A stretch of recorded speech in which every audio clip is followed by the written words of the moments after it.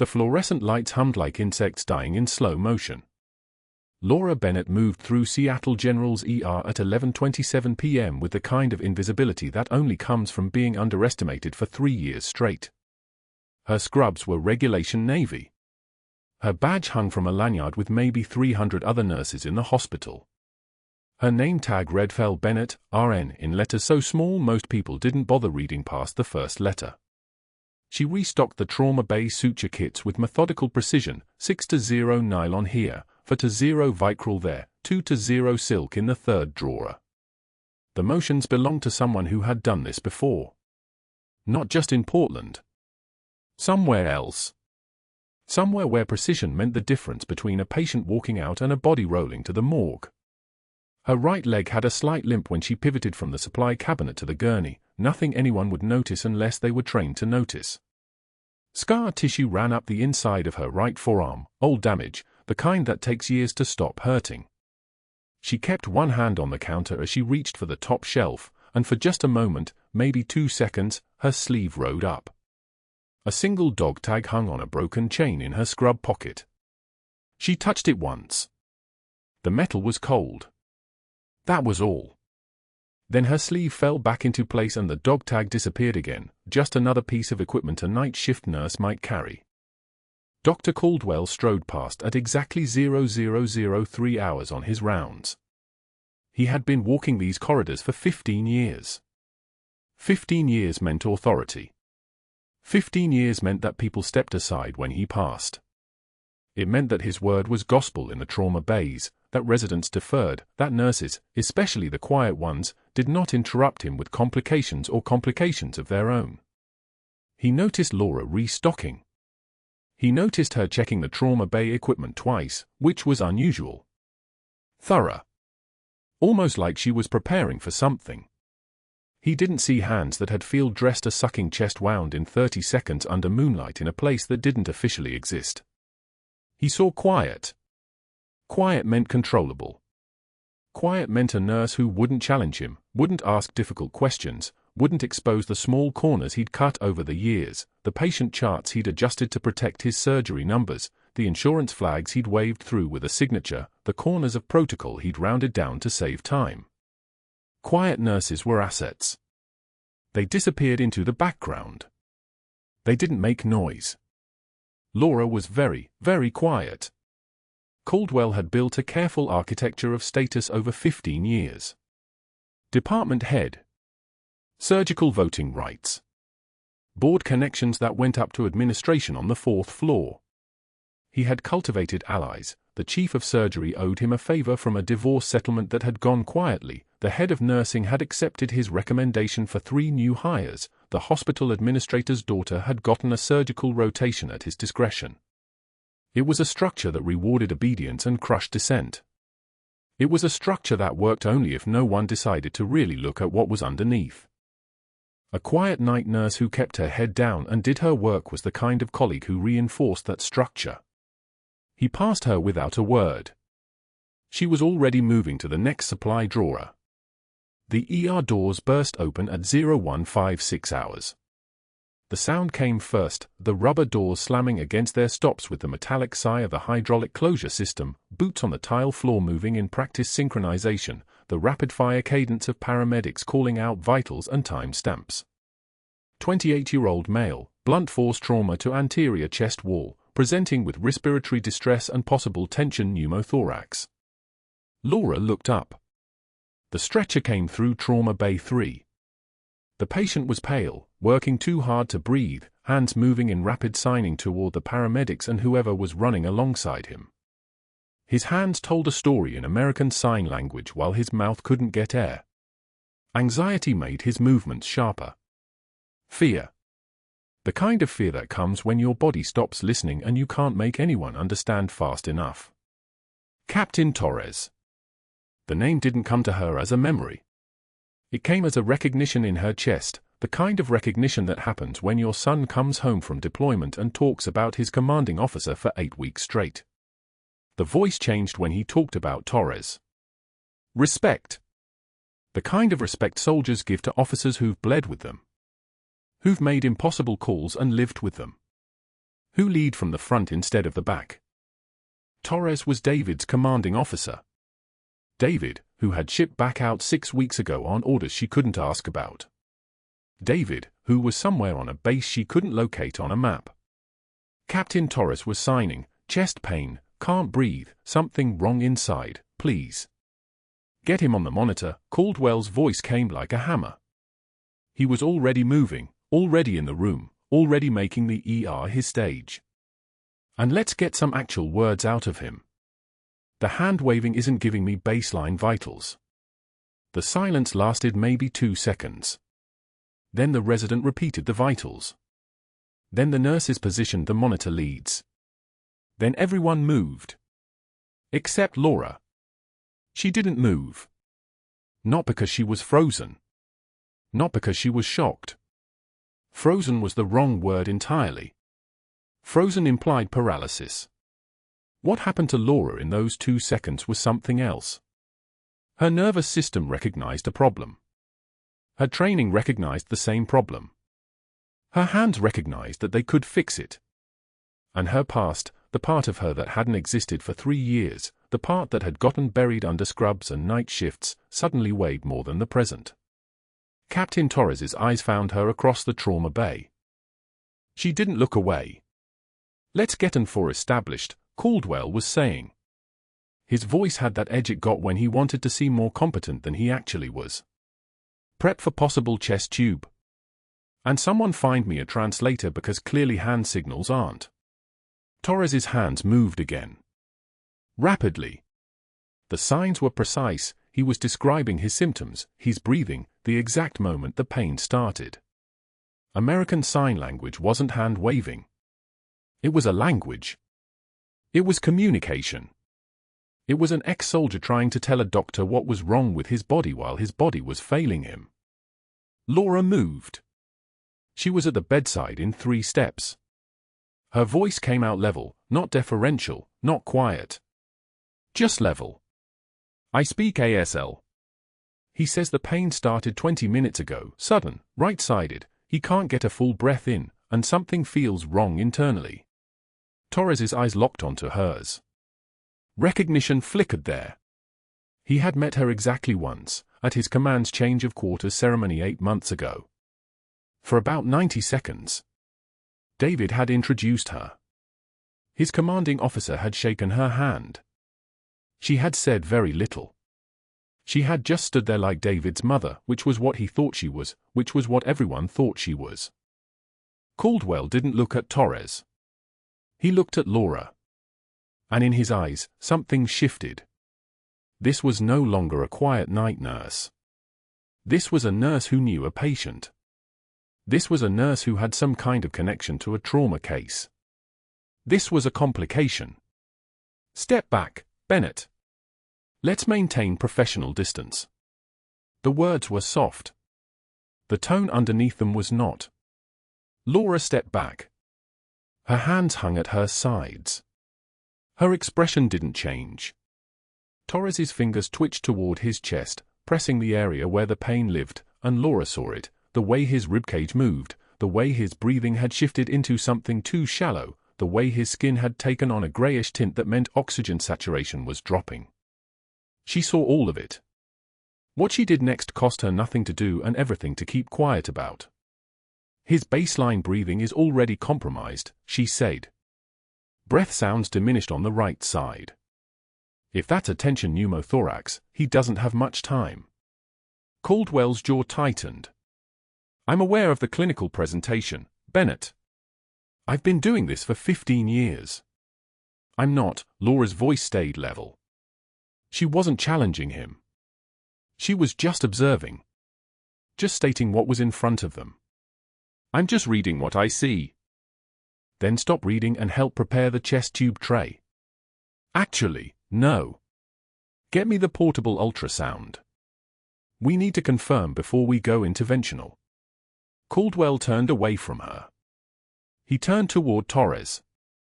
And he smiled, that smile doctors gave to patients they thought were somehow less intelligent, less capable of understanding what was happening to their bodies. Captain, you're going to be fine. We're going to take excellent care of you. Just try to relax and breathe normally. Torres couldn't relax. Torres couldn't breathe normally. Torres could only watch as this doctor turned away from the one person in the room who had actually answered his questions, and Laura could only watch as Captain Torres's eyes found hers across the equipment and monitors, trying to tell her something with nothing but a look.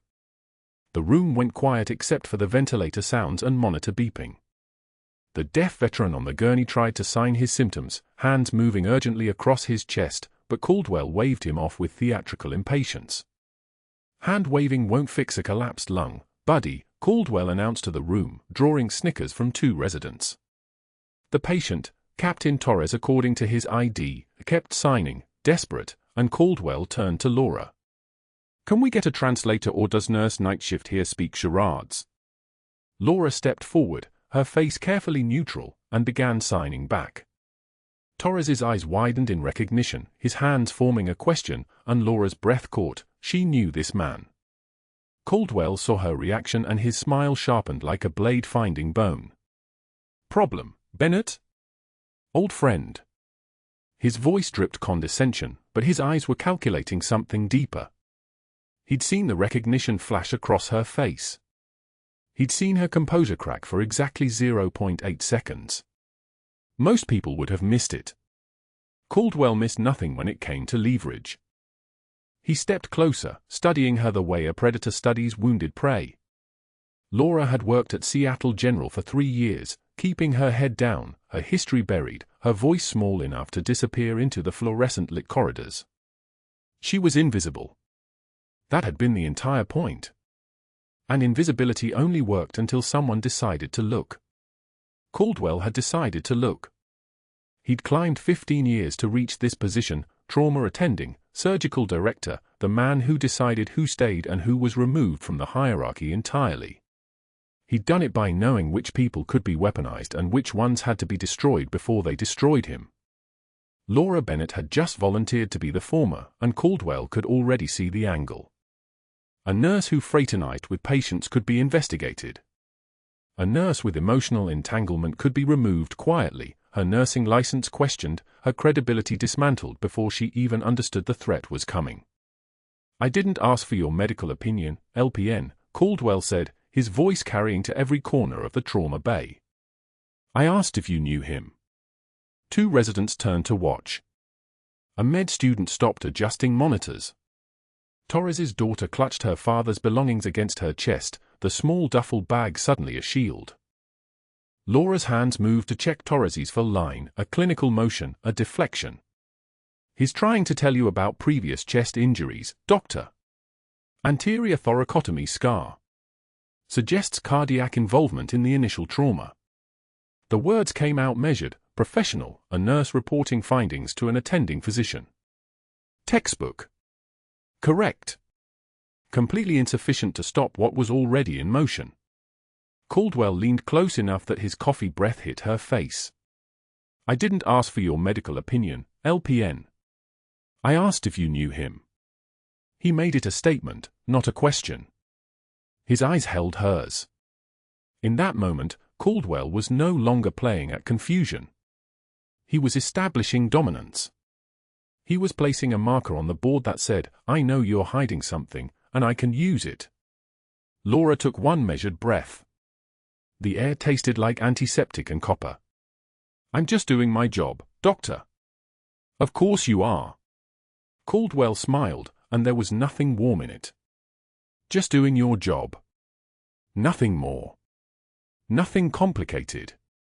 He turned to address the room, his voice taking on the tone of a concerned leader noticing a problem. You know, we have protocols about professional boundaries. They exist for a reason. To protect patients. To protect staff. He glanced back at Laura. To protect the integrity of care. Then he walked to the unit board, the white board where shift assignments and patient updates were logged, and wrote in large block letters.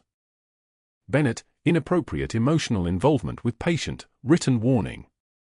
The sound of the marker on the board was like a door slamming. Like a record being scratched mid-note. One of the residents whispered something to the other.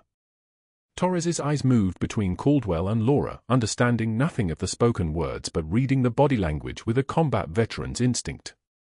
His hand started to move, to sign a protest, but his chest hurt and the oxygen mask was in the way and he was trapped in silence while the war happening above him continued unchallenged.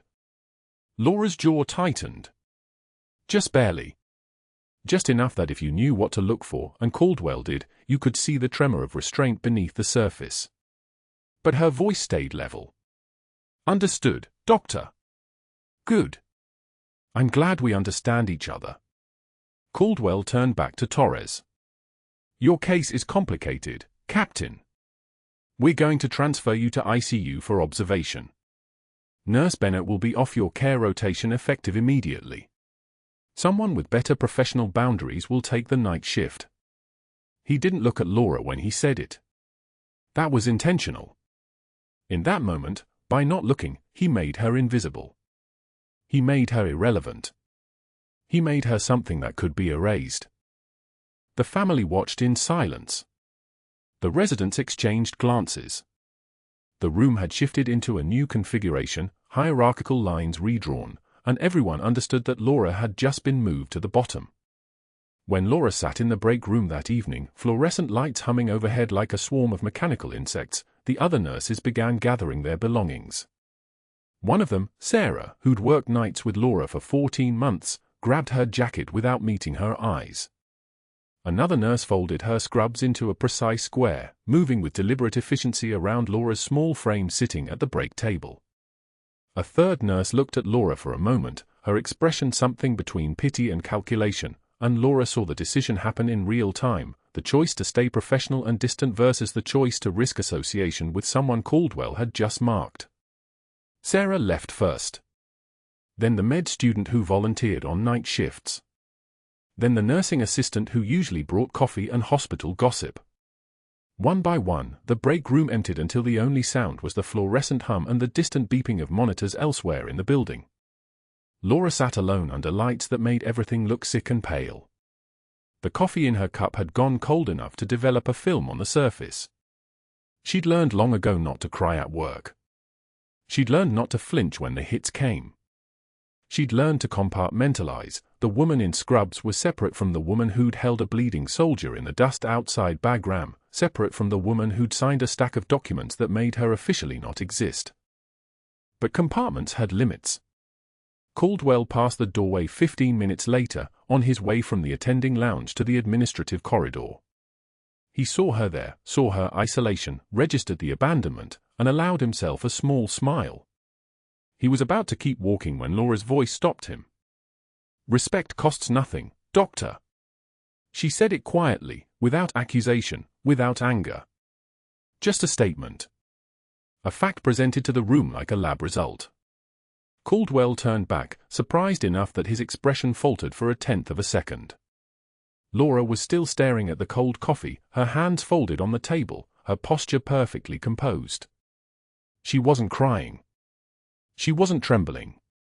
She wasn't begging or protesting or doing any of the things he'd expected her to do. She was just sitting. Existing. Speaking truth into the fluorescent-lit void. Neither does replacing a night nurse, Caldwell said, and laughed. Not unkindly. Worse, he laughed the way you laugh at something you found interesting but ultimately insignificant. A curiosity. A momentary amusement. Then he was gone, his footsteps fading down the corridor. Laura's eyes finally found the cold coffee. Pain was information. She'd learned that in the military, learned it the way soldiers learn everything, through experience, through survival, through collecting wounds and converting them into data. This was just data. This was just the next phase of the operation. This was what happened when you chose to be visible instead of invisible. This was the cost of recognition.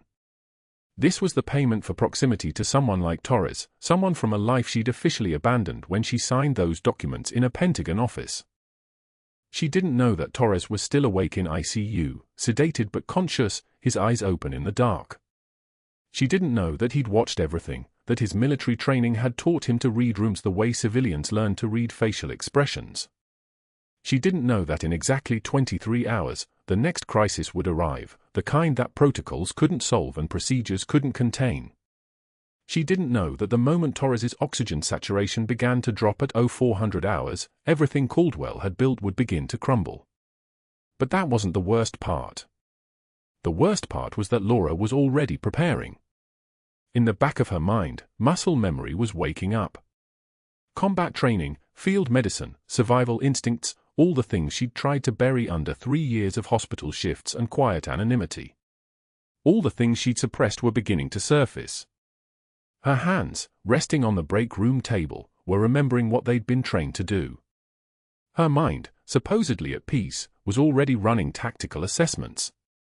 The woman who'd learned to disappear was learning, slowly and painfully, that some things can't be buried forever. They can only be hidden until the moment when they absolutely have to be seen. Laura sat alone in the break room for another hour, staring at the cold coffee, while somewhere in the hospital, Captain Torres lay in ICU with his eyes open, thinking about a nurse who knew his name and a room full of people who suddenly didn't know hers. The monitor started screaming at 0400 hours.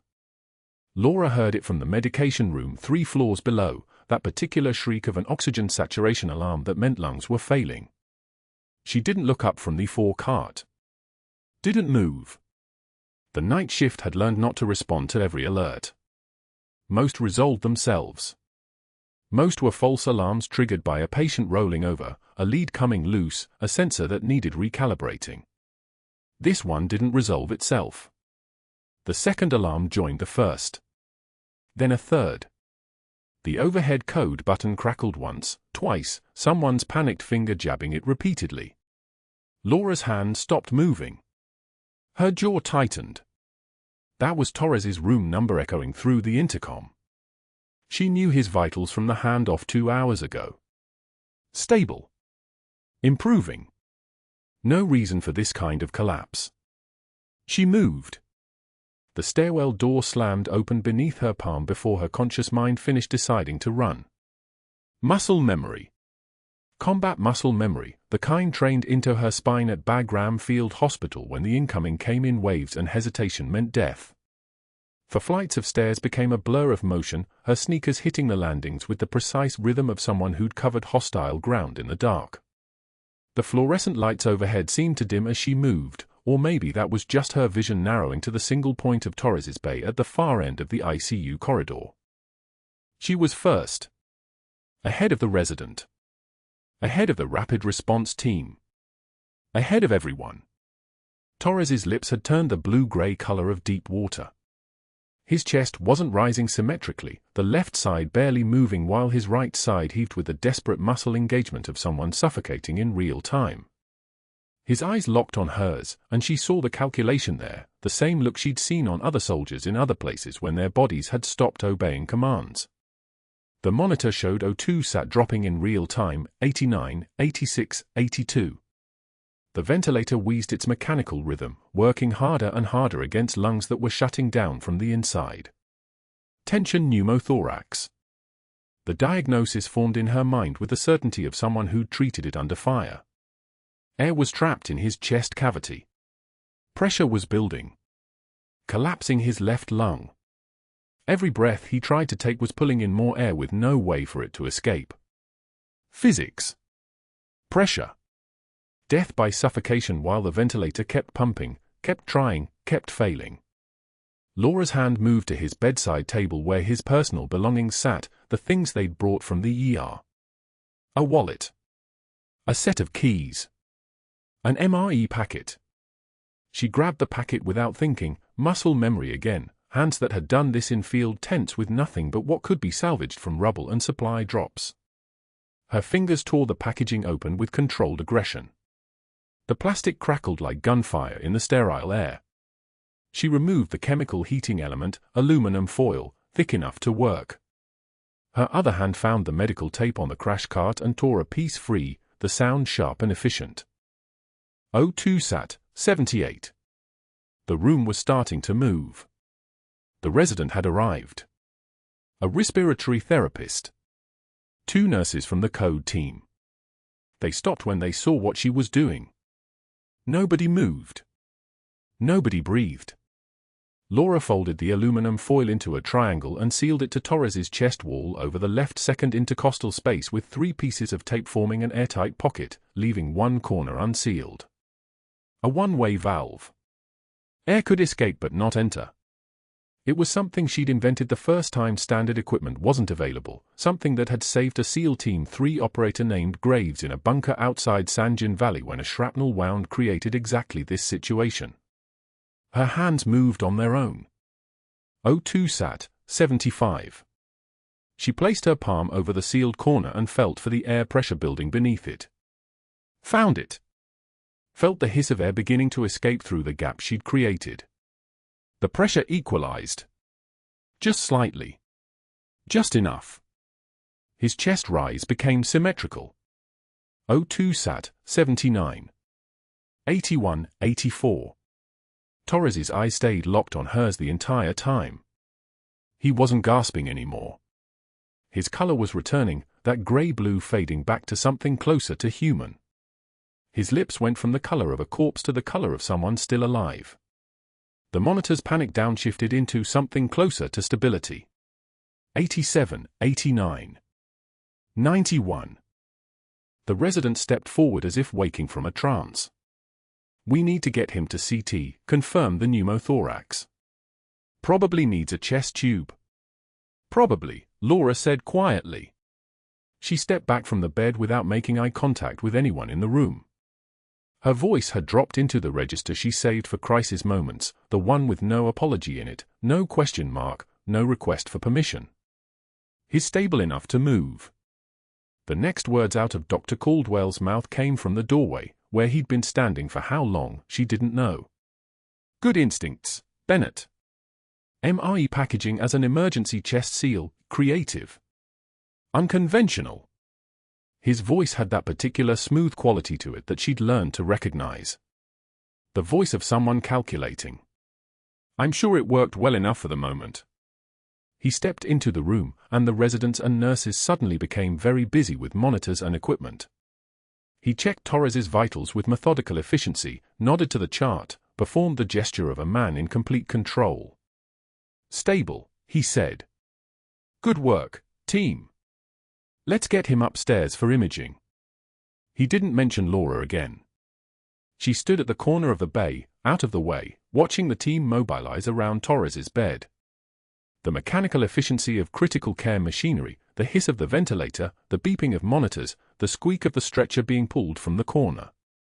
Torres's eyes found hers one more time as they wheeled him past, and something passed between them that had no words in it. Recognition. The kind of wordless understanding that existed between people who understood what it meant to survive. By 06:10 hours, Caldwell was in his office on the 4th floor with the door closed and his phone against his ear.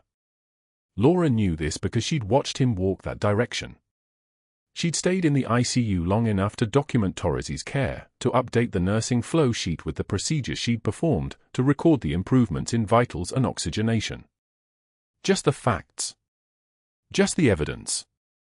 The intercom above the staff station crackled with a code update from CT. Torres was stable. Imaging confirmed a pneumothorax.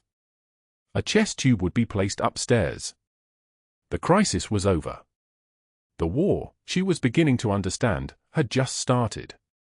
She was in the break room pouring lukewarm coffee into a foam cup when Sarah Chen appeared in the doorway, eyes wide, mouth open as if she was about to speak. Sarah had been in Torres's room. Sarah had seen everything. Sarah had watched Laura save a life with salvage materials and field medicine, watched the blue-gray color return to human pink, watched the oxygen saturation climb back toward normal like watching someone stand up from the dead. Sarah's mouth closed. She turned. She walked away. 30 seconds later, Laura heard the overhead phone system crackle. Her name. A transfer. Effective immediately. She was being reassigned to the medication management team on the 3rd floor. No more trauma cases. No more critical care. She would spend her night shift counting pills and reconciling narcotics inventories while other nurses ran the codes and saved the lives. The coffee was cold when she set it down.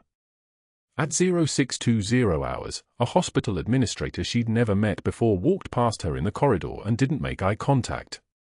At 0645 hours, the shift scheduler published the new rotations. Laura's name was no longer assigned to trauma bays or emergency cases.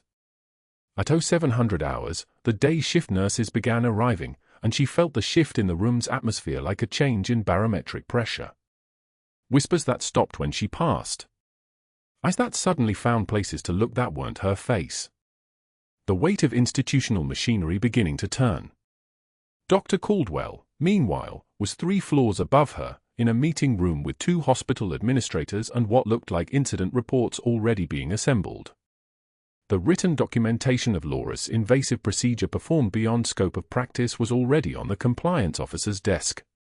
The phrased potential liability was already being typed into official communications. The suggestion that she posed a risk to patients was already spreading through the administrative corridors like blood in water, and by morning it would be codified in writing, filed in triplicate, copied to the medical board. What Dr. Caldwell didn't know, as he sat in that meeting with the careful expression of a man protecting his institution and his reputation, was that the woman he was destroying had come to Seattle General under a false name 3 years ago. That she had been officially erased. That her entire existence as Major Laura Bennett was classified and compartmentalized and locked behind military encryption that went 3 levels above most hospital administrators' ability to understand. That she had saved a life tonight using field medicine from a deployment that officially never happened, in a unit that officially didn't exist, based on training that officially wasn't hers. That the broken dog tag she wore on a broken chain beneath her scrubs bore a call sign that had been on a kill list somewhere in Helmand Province. The parking garage was empty at 0730 hours when she clocked out and walked to her car. Row G, Space 47. The concrete smelled like diesel exhaust and rain that hadn't fallen yet but was coming. She could taste it in the air, that particular quality of humidity that meant a storm was building somewhere out past the city limits. She sat in the driver's seat without turning the key. Her hands were still steady. That was something. That was evidence that the fear wasn't controlling her. Yet. She pulled the dog tag from beneath her scrubs and held it up to the weak morning light filtering through the parking garage ventilation slots. The letters on it caught the light, Valkyrie. Her call sign from Bagram. From the 75th Ranger Regiment's attachment to Task Force 121. From the last deployment she'd been told never to speak about. The chain had broken years ago. She kept meaning to get it replaced. She never did. What happened next changed everything, though she wouldn't know it for another 8 hours. She wouldn't know it when she finally turned the key and drove home through empty streets. She wouldn't know it when she lay in her bed staring at the ceiling, listening to rain begin to hammer against the windows, feeling the weight of everything she'd buried for 3 years beginning to surface like a body rising in dark water. She wouldn't know that her son David was at that exact moment receiving emergency deployment orders. That his commanding officer, the one lying in ICU 3 floors above her empty parking space, had made a single encrypted call to Fort Bragg the moment his consciousness had returned. That the Army Special Operations Command had been alerted to the presence of a classified asset operating as civilian medical personnel in a civilian hospital in Portland, Oregon. She didn't know that the Pentagon was already making phone calls. She didn't know that a Black Hawk was being prepped for departure from Joint Base Lewis McChord, 110 miles north of where she sat in her car in the parking garage. She didn't know that everything she'd spent 3 years trying to hide, every skill, every medal, every moment of combat medicine that she'd tried to bury beneath a quiet nurse's uniform, was about to walk through the doors of Seattle General in combat boots and official capacity. What she did know was that her hands had stopped shaking. That the moment she'd placed her palms on Torres's chest and felt his lungs expand beneath her touch, something had shifted inside her. The mask had cracked. The civilian identity had fractured. The things she'd been trained to do, the skills she'd sworn never to use again, had emerged in the full light of a hospital bay, witnessed by a dozen people, documented in medical records, impossible to deny or conceal. She'd revealed herself to save a life. And now the machinery of consequence was beginning to move. The incident report was filed at 08 for 7 hours. Caldwell's handwriting was precise, surgical, each word placed like a scalpel stroke. Unauthorized medical intervention. Practicing beyond scope of licensure. Patient endangerment through non-protocol procedures. The MRE packet chest seal became evidence of her crime, not her competence. Laura found it taped to the incident documentation when she returned to retrieve her jacket from the locker room. The fluorescent lights buzzed overhead like something caught in a trap. She didn't crumple the paper. Didn't raise her voice. She folded it once, then again, and placed it in her scrub pocket with the same precision Caldwell had used to compose the lies. The phone call started before 0900. Caldwell moved through the hospital like a chess player repositioning pieces. He cornered board members in the cafeteria, pulled the chief financial officer into an empty conference room, texted the hospital's legal counsel a summary with 4 attachments. His voice during these conversations carried the confidence of a man who'd spent 15 years building allies. "We have a serious liability issue," he told the board chair. "A nurse operating as a physician. The family could sue. The state medical board will absolutely investigate." He didn't mention that the family would never sue. That Torres, if he woke up, would name Laura as his savior. Caldwell was neutralizing threats before they could crystallize. The board chair promised action by end of business. Laura heard this secondhand from a resident who'd overheard the conversation in the hallway. The resident wouldn't meet her eyes. The reassignment came as an official notice posted on the unit board at 1015 hours. Marcus Henley, the only nurse who'd watched Laura work the emergency, who could testify to her hands moving like a surgical team unto herself, was transferred to the pediatric intensive care unit effective immediately. The notice cited staffing rebalance and unit needs assessment. Henley found Laura in the supply closet at 10:30, his face a mixture of rage and helplessness. "I didn't request this. I told them I wouldn't go." But they'd already rerouted his assignment, his schedule, his access. He lasted in the PQ for 3 days before requesting a transfer to another hospital entirely. Caldwell had removed the one witness who mattered, the one person who could say with authority that Laura hadn't endangered Torres, she'd saved him. The machinery of institutional process moved without passion, without anger, with only the cold efficiency of someone protecting his position. Laura understood then that this wasn't about patient safety. It was about career survival. His, not hers. The shift schedule changes took effect the following Monday. Laura's name appeared in the ER rotation for exactly 2 days before being reassigned to medical records data entry, a basement position, fluorescent lit, isolated from patient care, patient interaction, any opportunity to prove her clinical capability. The schedule was posted by the nursing director, a woman named Teresa Chen who'd worked at Seattle General for 18 years and who wore the expression of someone following orders she didn't believe in. "It's temporary," she told Laura, her voice barely audible. "Just while everything gets sorted." Laura nodded once. She didn't ask how long. Didn't protest. Didn't say that being removed from the ER floor meant Caldwell had successfully erased her from the one place where her value could be measured. She accepted the reassignment with the same composure she'd accepted the written warning, the same quiet dignity that had become her armor and her cage. By Wednesday evening, after her first shift filing patient records in the basement, Laura sat in her car in the parking garage. The engine was off. The heater wasn't running. Rain hammered the windshield in sheets, water streaming down the glass like the hospital was drowning itself. 37 minutes had passed since she'd turned the key off. The battery indicator glowed on the dashboard. She didn't care. Her forehead rested against the steering wheel, her hands gripping it at the 10 and 2 positions, her knuckles white. In her right palm, wrapped around her fingers, was the single dog tag on the broken chain. It had survived 3 combat deployments, 2 catastrophic injuries, and a mandatory erasing from existence. The metal was tarnished, the edges worn smooth from being clutched exactly like this, in the moments when the weight of carrying a ghost identity became too heavy to stand under alone. The dog tag pressed into her palm. Name, rank, serial number. All of it belonged to a person who didn't exist anymore.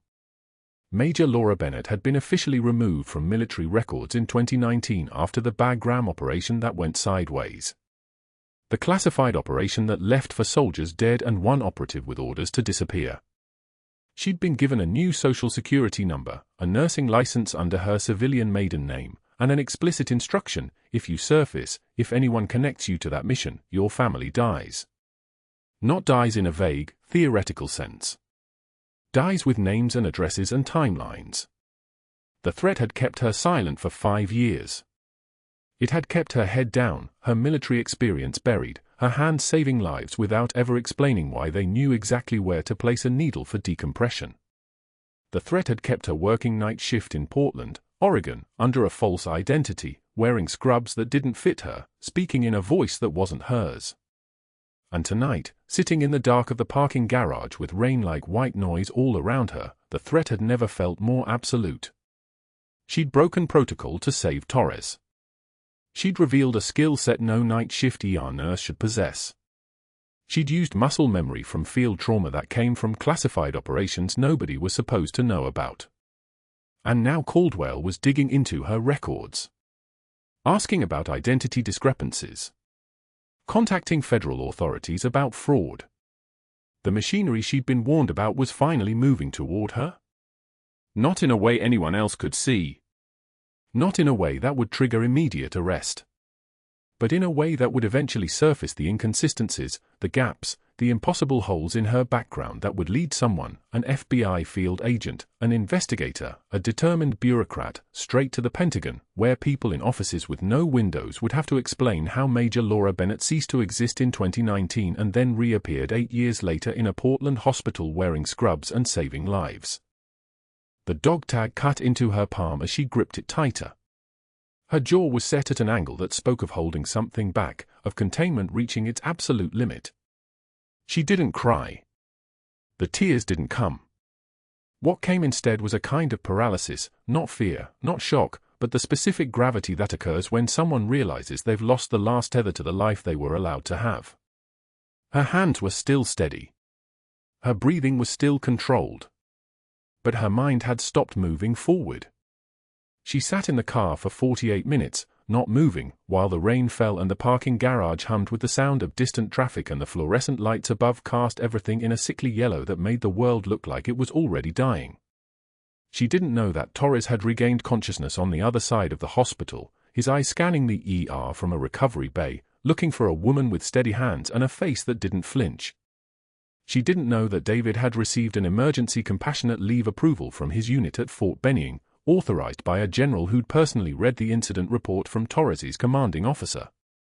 She didn't know that military notification protocols for field-saved operators had been triggered, or that the SEAL team leader who'd run the Bagram operation was already making phone calls, or that the combat badge, the one she'd kept on a chain with the dog tag all these years, was about to become evidence of her survival and proof of her identity.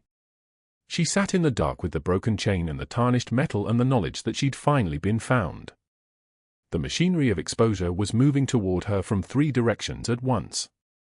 And somewhere in a hospital room, a deaf veteran was asking a nurse in sign language where the woman named Valkyrie had gone. Torres's eyes opened at 6:11 a.m., and for 3 seconds he didn't move. The ventilator wheezed its mechanical rhythm beside him. Bandages wrapped his chest like armor. And across the room, beyond the monitors and the 4 stands, he saw her. Laura. Sitting in a plastic chair against the far wall, her hands folded, watching him wake. Not as a nurse. As a guardian. His eyes found hers and held. Recognition flickered, not of her face, but of something deeper. The way she carried herself. The way she'd moved during the chaos. Muscle memory recognizing muscle memory. Dr. Caldwell was mid-sentence at the bedside, speaking to the hospital board members gathered in a semicircle like vultures at a carcass. The incident report is clear. Nurse Bennett practiced beyond her scope of practice, creating a liability exposure we can't ignore. This is precisely the kind of emotional involvement that compromises clinical judgment. He gestured dismissively at Torres. The patient received adequate care once proper medical staff arrived. Torres's eyes didn't leave Laura's. He tried to speak. The tracheostomy made his voice a rasping whisper, barely audible. He shaped one word with everything he had left, pushed it through the tube in his throat, a sound like wind through a canyon. Valkyrie. The room stopped. Caldwell's mouth froze mid-sentence. The board members exchanged glances. Valkyrie wasn't a call sign anyone in this hospital would know. Valkyrie was classified. Valkyrie was a rank structure within a rank structure, whispered only in certain briefing rooms and certain forward operating bases. Valkyrie was the title given to the commanding officer of a classified special operations team deployed to Bagram Field Hospital between 2017 and 2019. Valkyrie was Major Laura Bennett. Laura didn't move. Didn't react.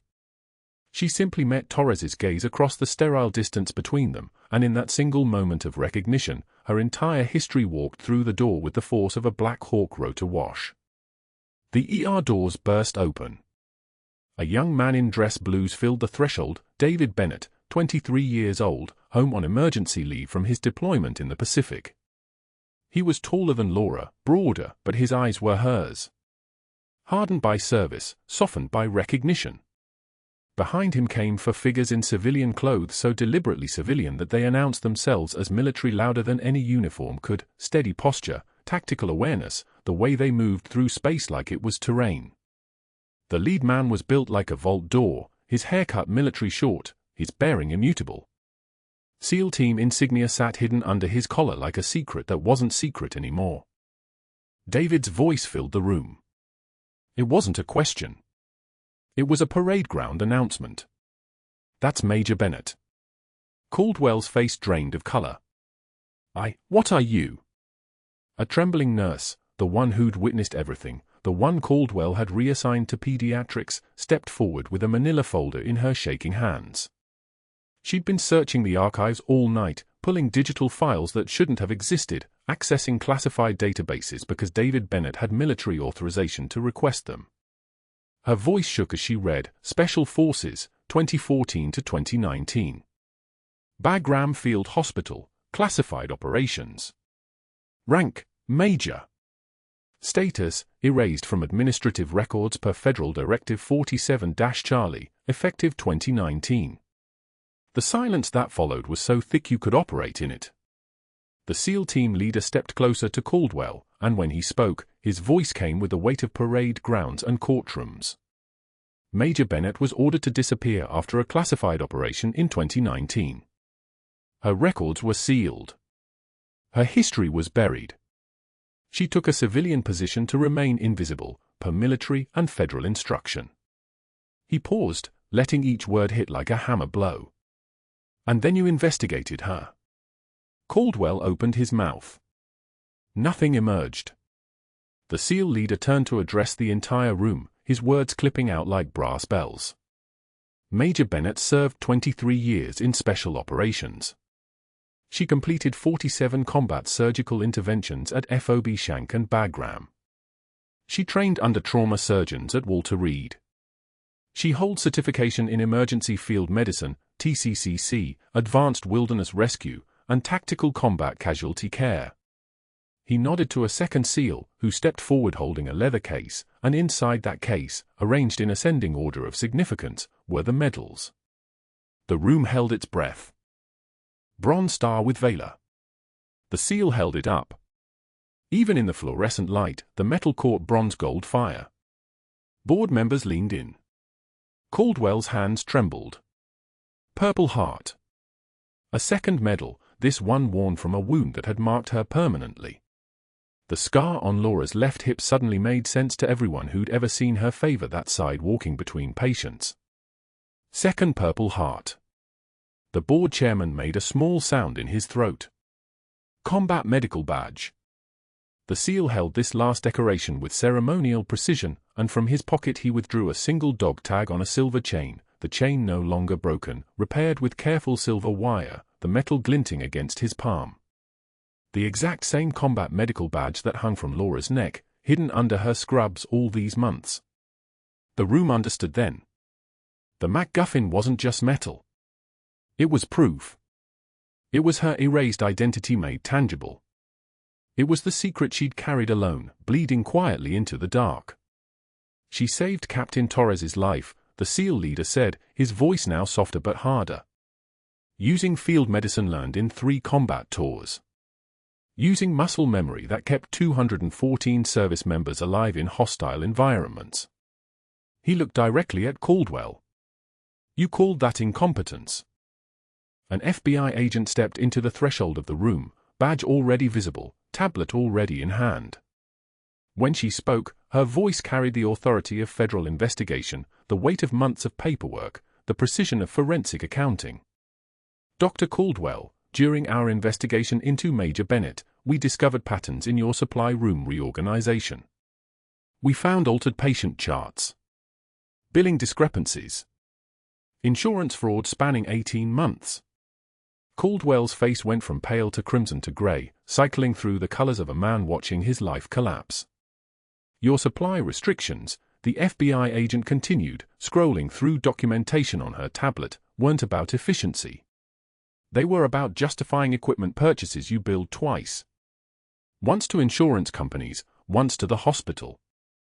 We've traced $847,000 in fraudulent charges. Your investigation of Major Bennett triggered a federal audit. Your weapon destroyed you, Doctor. The board members backed away from Caldwell like he'd been exposed as contagion. The administrator stepped forward, her voice clipped and professional. Dr. Caldwell, you're suspended effective immediately pending criminal investigation. Your medical license is under review. Hand over your badge and access cards. Caldwell's hand shook as he surrendered the symbols of his power. The badge clattered against the tile floor, a sound like armor falling away.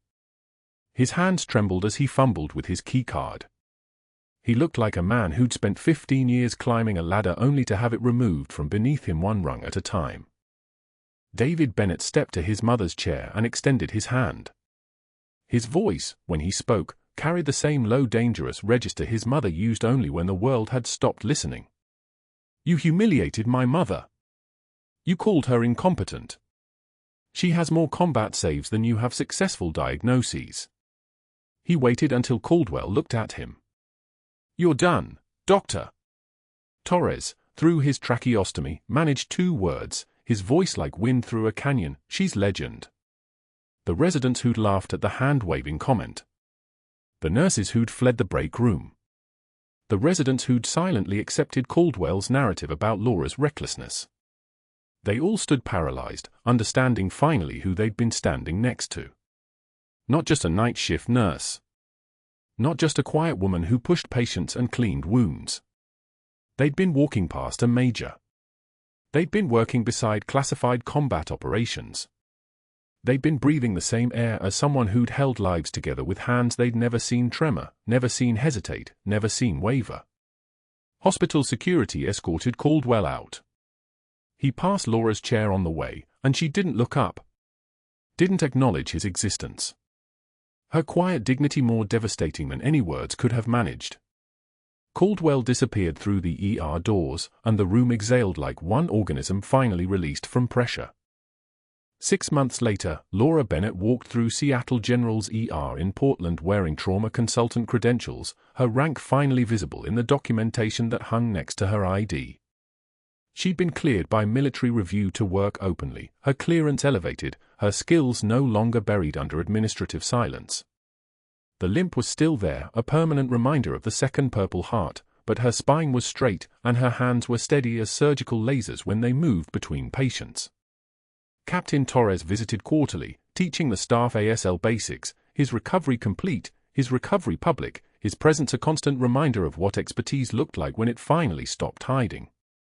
David Bennett's photograph sat on her desk, him in his dress blues, her in scrubs, both of them finally wearing their truth. The night shift nurses who'd once avoided her now sought her guidance without hesitation, and she gave it without resentment, without performance, without the careful deferential tone she'd used before. Her voice had dropped an octave. Her orders were stated as fact, not question.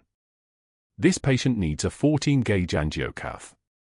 2 large bore 4s. Type O negative standing by. No please. No apology. Just the precision of someone who'd kept people alive in conditions most people couldn't imagine surviving. The supply room had been reorganized properly. Equipment was accessible. Protocols had been rewritten to accommodate field-tested emergency procedures, written by Major Bennett herself, implemented hospital-wide, taught to every resident rotating through trauma. And at the security desk in the lobby, wearing an ill-fitting night shift uniform, Dr. Caldwell checked visitor badges and watched the ER monitors. Stripped of his medical license, awaiting trial for insurance fraud, reduced from physician to gatekeeper, from authority to observation. Every night he watched Laura move through the ER with the kind of expertise he'd spent 15 years pretending to possess. She passed his desk once per shift. Never spoke to him. Never acknowledged his existence. Didn't need to. Her quiet dignity more crushing than any revenge could have managed. The hospital had installed a small plaque on the ER wall, mounted in brass, impossible to miss. The quietest person in the room might be holding it all together. Laura touched the dog tag on the chain she now wore openly, no longer broken, repaired with silver wire that caught light like hope, hanging next to her combat medical badge. Caldwell watched her disappear into the ER, the doors swinging shut, and he sat alone at his desk in the fluorescent silence, understanding finally that he'd never been in a position of power. He'd been standing next to a major all along. Before we go on, thank you for watching. Please hit like, it really helps. Subscribe if you're new. And leave a comment letting us know you're here. We love hearing from you.